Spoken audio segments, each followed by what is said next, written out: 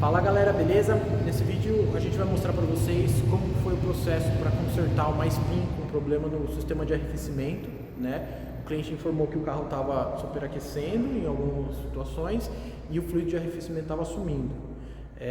Então a gente vai mostrar como que a gente fez para diagnosticar, identificar e corrigir, né? E entregar o carro para o cliente em perfeitas condições, tá bom? Se você já teve problema com arrefecimento, esse vídeo pode te ajudar bastante, porque a gente vai passar algumas dicas de como fazer, como entender o que está acontecendo, né? E deixa aí nos comentários o que já aconteceu contigo, como que você prosseguiu e o que era o seu problema. Nesse vídeo aqui eu já vou adiantar, é um problema bem simplesinho, mas que dá bastante dor de cabeça. Então, encontramos aqui o vazamento na spin. Vou tentar mostrar para vocês aqui, apesar de que está numa região meio ruimzinha. Ali, ó. Pronto, agora sim. Ali? Tá ali o rapaz ali. Lugar fácil de trocar, de mexer. Né? O cliente informou que o carro baixava um pouquinho sempre. Aí ele estava completando, até que um dia realmente baixou bastante. O carro superaqueceu, a gente ainda vai verificar se não danificou junta ou outra parte do motor, né? Mas a princípio não, né? Ele parou, desligou o carro rapidinho e a gente só completou o resto de fluido que tinha para fazer o teste com o carro ligado para ver o vazamento, mas nem precisou ligar o carro, já começou a vazar dali já, só de completar o arrefecimento. Então, fora a intervenção aqui no sistema de arrefecimento, a gente vai fazer uma revisão geral, né? Vai conferir condições das bobinas, que pela quilometragem tendem a estar boas, né? Esses cabos que ligam as bobinas às velas, e as velas, freios, suspensão, a gente vai passar uma geral nesse carro aqui. Mas o maior problema já foi diagnosticado, que foi o vazamento. Bem, já é importante, uma vez que a gente vai fazer uma intervenção no sistema de arrefecimento, conferir os detalhes também. E a tampa é um bom detalhe para ser conferido. O teste é rápido, né? E a gente tem a prática aqui tem o costume de fazer sempre. Aqui na tampa já tem marcado que ela tem que suportar 140 kPa, o que é aproximadamente 1.4 bar, né? Então a gente vai fazer o teste aí.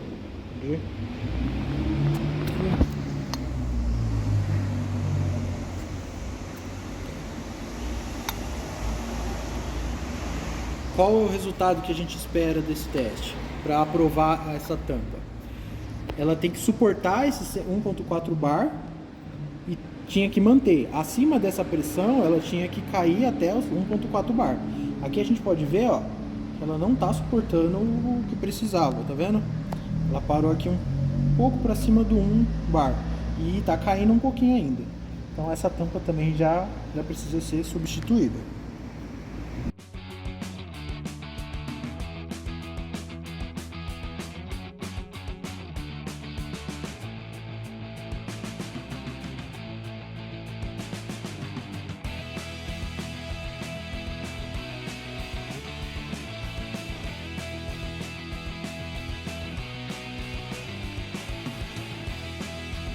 Bem, galera, depois de remover todo o coletor de admissão, os conectores, sensores, a gente conseguiu ver melhor, tá vendo? Dá pra ver claramente que tá vazando pelo selo. Tá vendo? Ali, ó.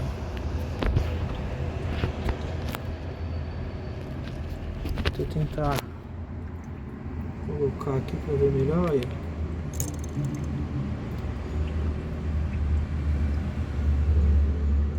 Um ponto de ferrugem, olha. Um ponto de ferrugem fez o selo vazar. Bem, agora a gente vai fazer a substituição desse selo e seguir com o serviço. Então, aqui, durante o processo aqui, a gente precisou desmontar, né, para verificar que era o selo. E aí, bom que a gente já consegue verificar melhor como que está o estado interno, né, das mangueiras, dos portes, né, de onde corre o fluido de arrefecimento. Bem, a gente pode ver que está um pouquinho sujo, né? Aqui. Aí tem essa mangueira aqui também, que vai lá por dentro, tá vendo? Então, qual que não vai ser nosso procedimento aqui? Todas as mangueiras que a gente já removeu, nós vamos limpar, né? Se já estão fora, a gente vai limpar, né? Depois que a gente consertar ó, aqui dá pra ver bastante sujeira, tá vendo? Bastante ferrugem, né? Aí depois que a gente consertar tudo bonitinho, vai fazer o teste, ver se não tá vazando por mais nem em algum lugar, porque é comum acontecer em alguns casos de você arrumar um ponto, né, e o outro que estava um pouquinho mais fraco acabar danificando, né? Então a gente vai precisar garantir que não vai acontecer isso aí. A gente vai sugerir também a troca do reservatório também, que ele tá bem sujo também, né? Mas as mangueiras a princípio estão boas.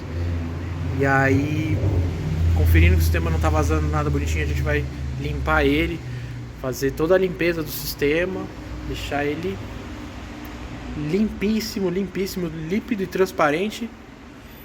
Então, galera, como a gente já, para chegar no ponto de vazamento lá e confirmar, né, que a gente já precisou desmontar flauta, admissão, a gente já vai dar uma verificada nos bicos e uma limpeza também, uma equalização se estiver precisando, né.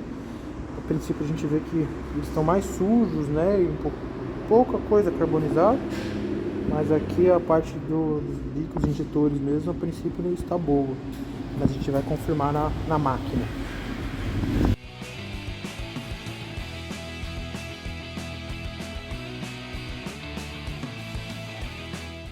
Bem, agora aqui no nosso teste, o que a gente faz? A gente coloca os bicos para pulsar durante um tempo, para eles aquecerem, ficarem na mesma situação que fica no uso do carro, né? Então não adianta testar eles frios. Depois a gente passa a função pelo menos 2 a 3 vezes de auto check-up, que aí a máquina faz ciclos de testes de tanqueidade, de leque, de resistência e consequentemente a vazão que a gente pode medir aqui, ó, olhando nas buretas, né? Como a gente pode ver, já está no 3º ciclo de teste depois de uma limpeza, né? A gente fez primeiro todo o processo, fez uma limpeza só para garantir que já está tudo ok, né? A limpeza a gente faz nessa cuba de ultrassom, né? A gente coloca os bicos ali, coloca para pulsar e faz a limpeza simples. Tem outros tipos de limpeza também, né? Mas quando os bicos estão bons, assim, a gente costuma só fazer uma limpeza ultrassom só para tirar um pouco do que pode ter de vestígios ali na ponta da agulha ou coisa do gênero, né? Esses bicos eles estão praticamente dentro do padrão. A gente costuma utilizar de 4 a 5% de variação aceitável entre o bico com mais vazão e menos vazão, né? E aqui a gente pode perceber, ó, tá praticamente com 81. Para leitura nós sempre utilizamos essa risca aqui embaixo, antes tá vendo, tá um pouco mais escuro, líquido, a gente usa sempre essa referência, que isso acaba sendo causado pela tensão superficial do líquido em contato com o vidro, então a gente sempre usa essa referência. Então aqui, ó, bico 1, 81, bico 2, 81, bico 3, 79 e bico 4, 81, tá vendo? Então é assim que a gente faz esse processo. Não é porque a gente pegou a peça suja que a gente vai instalar ela de novo suja. Então a gente tem uma prática aqui nas peças que a gente intervém, de dar uma limpada. Sim, fica até melhor às vezes de ver se tem alguma imperfeição, algum defeitinho, alguma coisa, algum rachado em peças plásticas, em peça metálica, que isso seja. A gente tem esse costume aí de dar sempre uma limpada antes de voltar a instalar. A gente testa, depois volta e instala. Como o cliente falou que chegou a ter um leve superaquecimento do carro, o que a gente vai fazer para garantir que não tem problema de junta aqui? A gente vai medir a compressão dos cilindros, e é a compressão física, usando um manômetro ligado no lugar da vela, né? A gente faz a medição em cada um dos cilindros, vê a pressão que chega e ela tem que dar a pressão entre a especificação. Nesse carro aqui é de 240 psi até aproximadamente 280. Estando dentro dessa pressão, quer dizer que a integridade da junta no quesito de combustão, né, de câmara de combustão, tá preenchendo, tá ok, tá bacana. Para a gente fazer esse teste, a gente desliga os sistemas de alimentação, como bomba de combustível, ignição também a gente desliga, e coloca um estabilizador na bateria e dá a partida no carro. Quando o motor de partida girar o carro, gerar compressão e aparecer aqui no nosso manômetro. Varia de carro para carro esses testes, mas em todos é sempre recomendável o quê? Você desligar o sistema de alimentação, ou na bomba, ou os bicos, você tem que desligar, não pode entrar combustível lá para dentro. Desligar a ignição também é importante, né? Para não sobrecarregar ela. E um estabilizador de bateria, porque caso a bateria vá cair na tensão, ela vai impactar no seu resultado aqui e vai dar uma pressão menor, acusando que você para um lado errado, dizendo que é motor, sendo que às vezes pode não ser, pode ser só uma bateria que já está indo embora. Então vamos fazer o teste aqui e mostrar para vocês o resultado.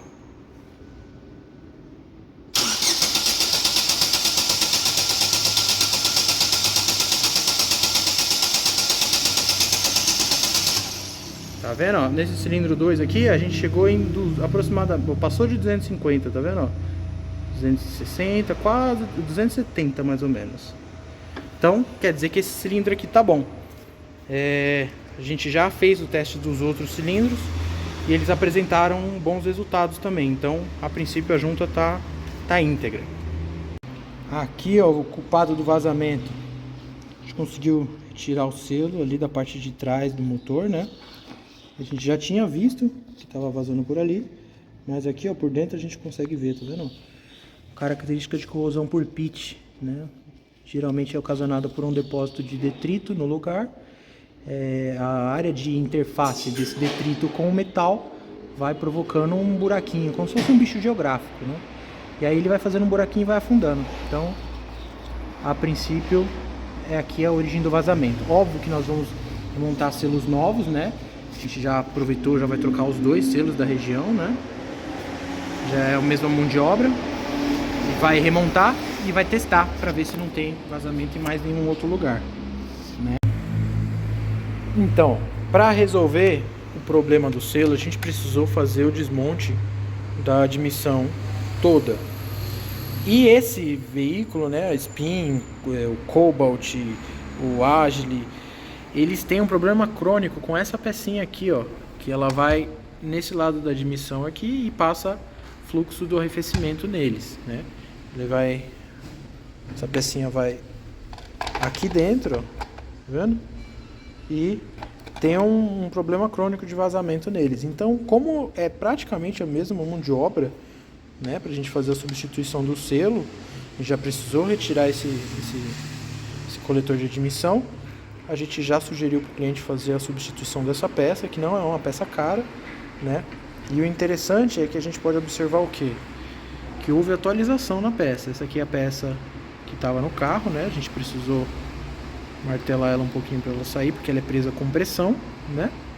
Ela não estava com sinais de desgaste acentuado, mas a borracha dela tá bem rígida, tá bem dura, entendeu? Indicando que ela logo mais vai apresentar o problema de vedação, né?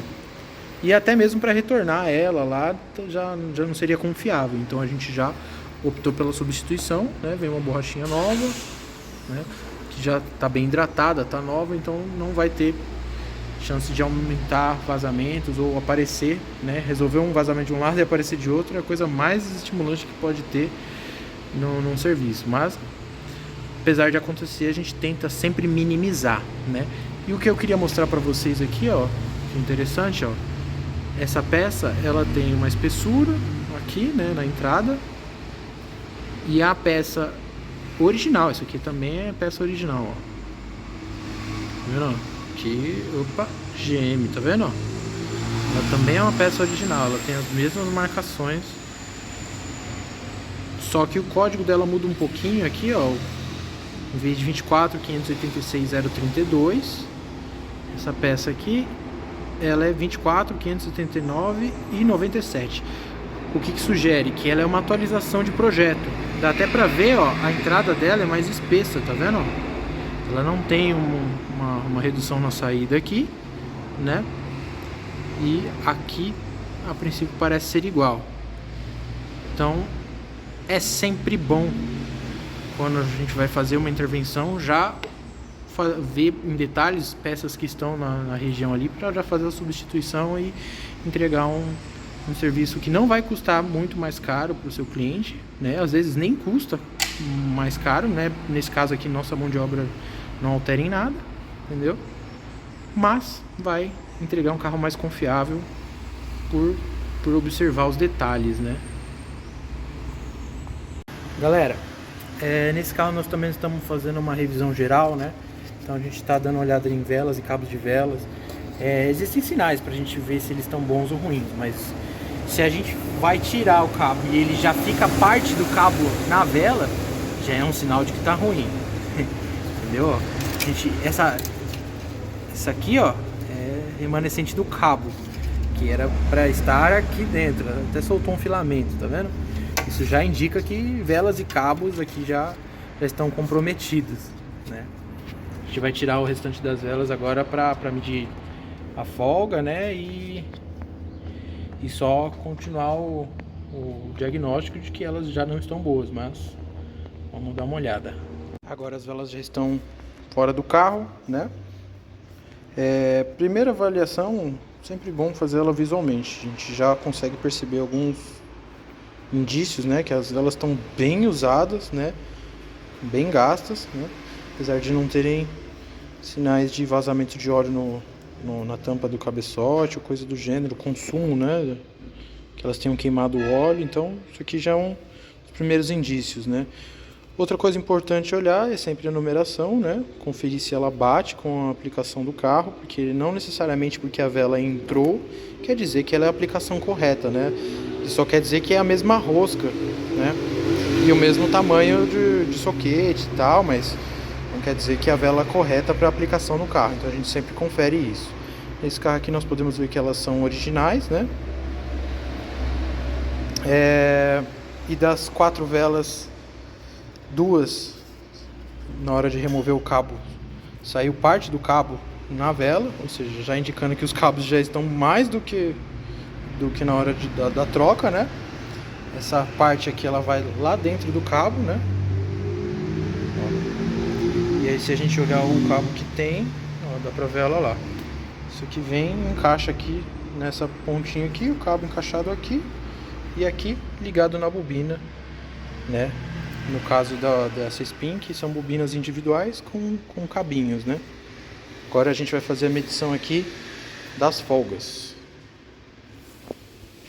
Beleza, agora eu vou mostrar para vocês aqui como que eu faço a medição do gap da vela, né? A gente utiliza essa ferramenta aqui, né, que é um calibre de lâmina. Em cada uma dessas laminazinhas tem a espessura delas, né, ó.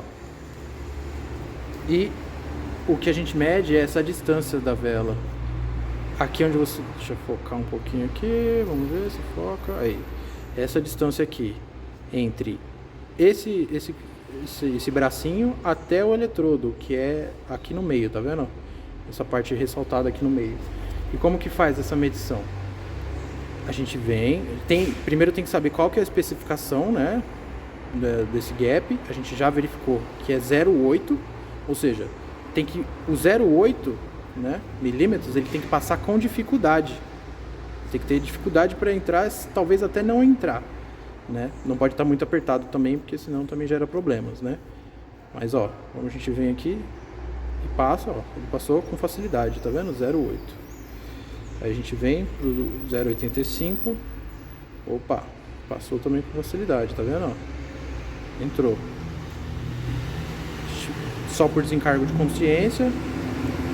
Passou, ó, o 0,90. Também passou com uma certa facilidade, tá vendo? Sem fazer força, não pode fazer força. É só tentar entrar. Ah, o 95mm entrou também, tá vendo? Ou seja, essa vela aqui ela já está fora da especificação, tanto pela condição visual dela, né, dos cabos também, né, que já estragaram na hora de remover, quanto pelo gap. Então já está na hora de fazer a substituição desse kitzinho aqui. Aqui, galera, sempre tem alguns procedimentos para colocar a vela. Varia um pouco de carro para carro, mas a aproximação precisa ser sempre com a mão. O que é aproximação? É o ato de você chegar com a vela no lugar de rosquear e ir girando somente com a mão, até dar um pouquinho de torque. Deu um pouquinho de torque só com a mão, ela ficou dura de girar só com a mão, aí você vai lá no manual técnico do carro, consulta o torque específico para essa vela com esse motor e vem com o torquímetro. Esse é o procedimento correto. Tem alguns carros também que ele tem torque angular, então por isso que é sempre importante consultar o manual técnico. Aqui, ó, aqui é o procedimento de torquear. Sem torquímetro não tem como ter certeza desse aperto. Deu esse estralo, quer dizer que chegou no torque. Tá vendo? Prontinho.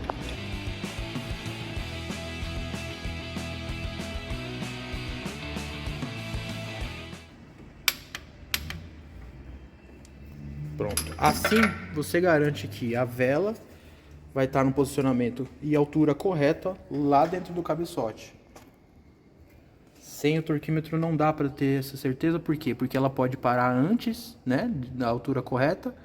Se você colocar muita força, ela pode parar depois, estragando até o fuso do cabeçote. E aí não tem o que fazer, tem que tirar o cabeçote para refazer esse fuso, né? E em alguns carros é importante até a posição em que o eletrodo da vela fica lá dentro. O que é a posição do eletrodo?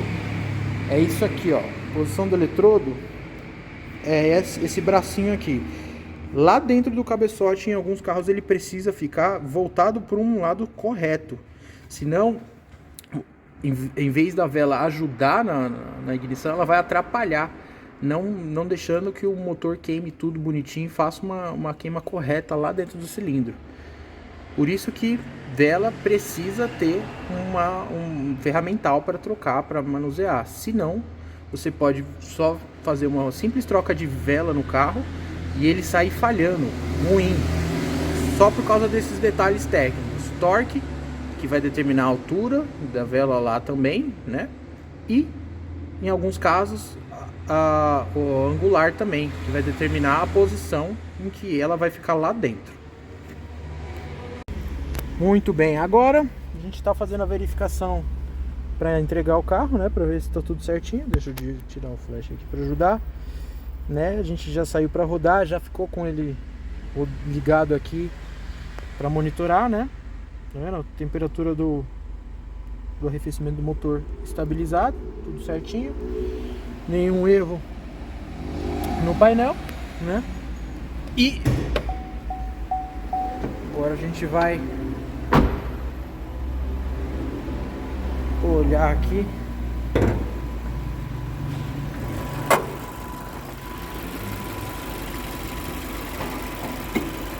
O arrefecimento está no nível perfeito, com a cor correta, né? O arrefecimento desse carro é de cor alaranjada, né? O carro está funcionando bonitinho, sem vazamentos, sem erro algum. Então, mais um carro resolvido.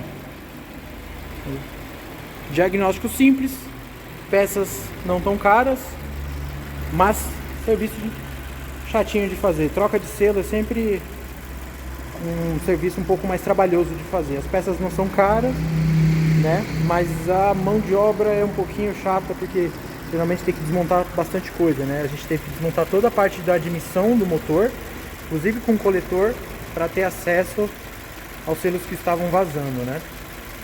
Já verificou os demais, eles aparentam estar em bom estado, né? E é isso aí.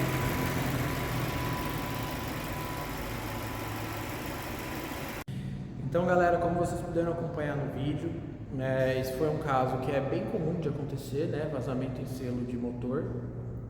E, bem, a solução é simples, né? Fazer a substituição do selo, toda uma limpeza no sistema de arrefecimento e confirmar de que não existem outros pontos para acontecer possíveis vazamentos, né? É uma pecinha barata, né? Mas um pouquinho chatinha às vezes de trocar. Isso aqui não vai te dar dor de cabeça se o seu sistema de arrefecimento estiver bem cuidado, entendeu? Em veículo nenhum, né? Muitos motores têm problemas crônicos com o selo, mas a maioria deles é ligada com a questão do arrefecimento. Se o seu arrefecimento estiver em dia, você dificilmente vai ter problemas com o selo de motor. Bem, os selos nos motores têm uma função importante, que é a montadora usa esses buracos, né, onde vão os selos, para fabricar o bloco, né, para poder chegar com as ferramentas, fazer o processo de usinagem, de tratamento, e aí depois que ele termina o bloco, eles vão lá e usam os selos para fechar, né. Por isso que é importante ter um arrefecimento bem cuidado. Você evita diversos problemas, inclusive nos selos e na junta também, né? É muito comum o superaquecimento estragar a junta de cabeçote, né? Como que eu faço para ter certeza de que o meu arrefecimento está bem cuidado, tá ok? Bem, um aspecto muito bom de verificar, como em vários sistemas dos carros, é o visual. Checar o nível do arrefecimento é importante também, mas olhar o aspecto que o fluido está vai te indicar mais pontos melhores para você fazer essa análise. Por exemplo, óbvio que a cor vai mudar de carro para carro, né? Mas ele precisa estar translúcido, ou seja, você precisa conseguir enxergar através dele, né? Não pode ter materiais particulados, né? Pedacinhos de ferrugem, na verdade eles são pedaços do próprio parte interna do motor que se solta e vão parar ali. O próprio reservatório de expansão, né, que é o tanquinho ali onde a gente costuma fazer a verificação do nível, ele precisa estar limpo, né, e sem material depositado. Se tiver material depositado ali, é mais um indício de que seu sistema de arrefecimento está precisando fazer uma revisão e uma manutenção. Tá bom? Eu espero que vocês tenham gostado bastante do vídeo. Deixa aí nos comentários o que vocês acharam, quais problemas vocês já tiveram por causa disso, e que a gente vai ajudar vocês aí no que puder. Tá bom? Beleza? Valeu! Até o próximo vídeo.